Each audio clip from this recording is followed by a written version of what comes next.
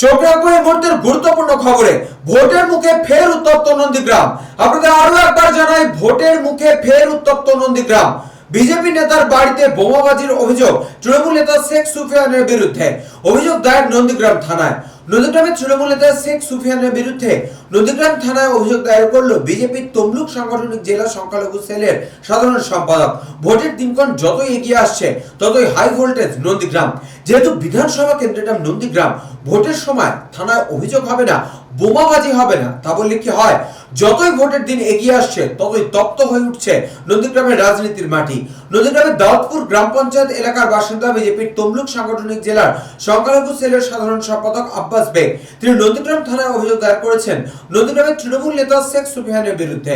আব্বাস বেগের অভিযোগ, গত 15ই এপ্রিল নন্দীগ্রামের দাউদপুর গ্রাম পঞ্চায়েত এলাকার নয়নানে পবিত্রগড়ের সমর্থনে একটি পথসভা থেকে শেখ সুফিয়ান তাকে উদ্দেশ্য করে নির্বাচনী প্রচার এবং ভাষণে গালিগালাজ করেছে এবং হুমকি দিয়েছে। নন্দীগ্রাম থানায় তিনি অভিযোগ জানানোর পরে গতকাল অর্থাৎ 16ই এপ্রিল রাতে তার বাড়িতে বোমাবাজি করা হয়েছে। আব্বাস বেগের দাবি, গতকাল রাতে নন্দীগ্রাম থানার বিশাল পুলিশ বাহিনী গিয়ে তার বাড়ির পাশ থেকে তাজা বোমা উদ্ধার করেছে। যদিও সম্পূর্ণ অভিযোগ অস্বীকার করেছে নন্দীগ্রামের তৃণমূল নেতা শেখ সুফিয়ান।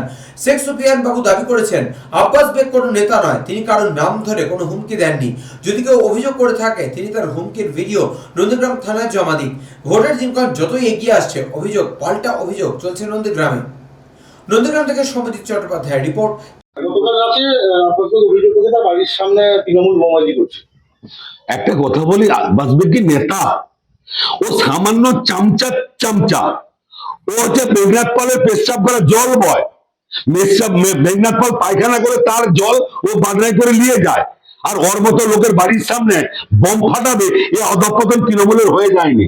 ওর একটাও ভোট নেই, ওর নিজে বিয়েও করে নিজের বউ পারবে। ও একটা চরিত্রহীন নোংরা, ওর বাড়ির সামনে বোম ফাটাবে? জীবনে কখনো হয়নি। অভিযোগ জারি করেছেন গত পরশুদিন হচ্ছে বিকেলে তৃণমূল কংগ্রেসের সভা ছিল দাউদপুর নয়নাতে। সেখানে আমার পরিবার এবং আমার নাম ধরে কুরুচিকর মন্তব্য রেখেছেন সুফিয়ান স্যার। আমার ধর্ম নিয়ে বা আমাকে ব্যক্তিগত প্রচুর আক্রমণ করেছে। আমি প্রচারে বেরোলে আক্রমণ করবে, তো সেই নিরাপত্তার অভাব বোধ করে আমি হচ্ছে নন্দীগ্রাম থানায় এফআইআর দায়ের করেছি গতকাল রাত। কিন্তু সেই এফআইআর দায়েরের পরে দেখা গেল যে রাত 1টার পরে আমি যে রুমে ঘুরে সেই রুমের দরজাতে বোমা মেরেছে। সেই বোমার বিস্ফোরণ হয়ে গোটা বাড়িতে আমার অর্ধেক বাড়ি আগুন লেগেছে। দুটো তাজা বোমা ফেলে দিয়ে দৌড়ে পালিয়ে গেছে। দুটো বোমা রোডের উপরে পড়েছিল। নন্দীগ্রাম থানার আইসির নেতৃত্বে বম্ব স্কোয়াড যে বোমা উদ্ধার করেছে এবং সারা রাত ফোর্স ছিল নয়নানে। আমার নাম আব্বাস বেগ, তমলুক সাংগঠনিক জেলা ভারতীয় জনতা পার্টির সাধারণ সম্পাদক, মাইনরিটি মোর্চা। বিজেপি সংখ্যালঘু সেলের সভাপতি আব্বাস বেগ, তিনি আপনার বিরুদ্ধে থানায় অভিযোগ করেছেন যে আপনি তার বাবা মাকে তুলে তাকে গালাগালি করেছেন এবং হুমকি দিয়েছেন কোন এক সভা থেকে। একটা কথা বলি, আব্বাস বেগ একটা চোর। হচ্ছে পঞ্চায়েতের মোরগ বাচ্চা চুরি করেছে, ছাগল বাচ্চা চুরি করেছে, হাঁস বাচ্চা চুরি করেছে, পঞ্চায়েতের টাকা চুরি করছে। একটা চোর। ওই সামান্য চোরের নাম ধরে আমাকে বক্তব্য রাখতে হবে, এই ইতিহাস পাতায় আমি শিখিনি। ও হচ্ছে কুকুরের ল্যাজ, ও কখনো সজা হয় না।